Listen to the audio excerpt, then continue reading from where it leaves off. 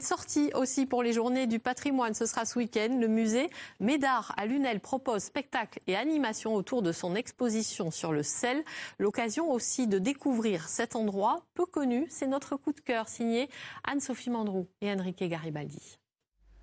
C'est un peu le royaume des mots et de la connaissance. Sur les murs, dans les vitrines, des documents anciens, des livres rares, une plongée dans l'histoire parfois méconnue.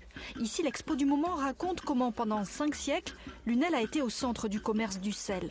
Autorisation du roi, liste des greniers, on découvre même ce parchemin de 7 mètres de long où les habitants argumentent pour conserver leurs privilèges, l'une des pépites de ce musée.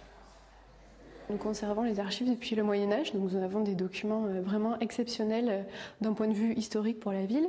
Et puis pour le fonds Médard, nous avons des petits trésors que Louis Médard a collectionnés, et notamment des ouvrages uniques comme les manuscrits du Moyen-Âge ou encore la collection sur les oiseaux de Buffon. Attention, objet unique ou presque. 3 exemplaires au monde de cette collection du naturaliste Buffon qui recense au XVIIIe les oiseaux du monde. Illustration peinte à la main, une série de livres qui ornent la bibliothèque de Louis Médard.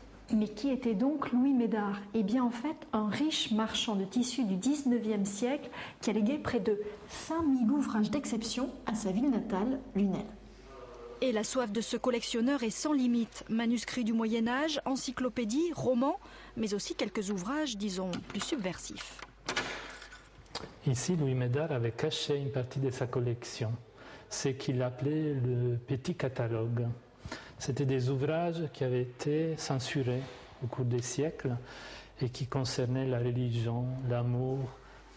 Là, par exemple, les contes de Jean de La Fontaine, beaucoup plus épicés que ces célèbres fables, bref, des écrits qui ne sont pas franchement pour les enfants.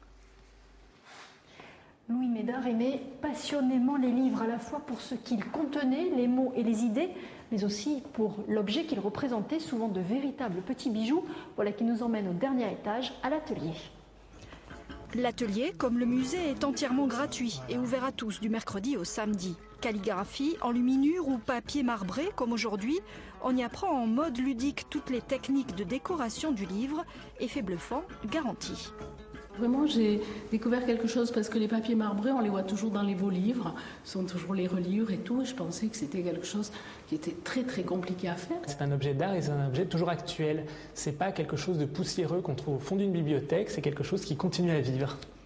Un musée qui dépoussière le livre et qui fourmille d'idées. Il espère obtenir rapidement le label Musée de France pour continuer à partager ses connaissances. Exactement ce que voulait Louis Médard, son fondateur, passionné de lettres.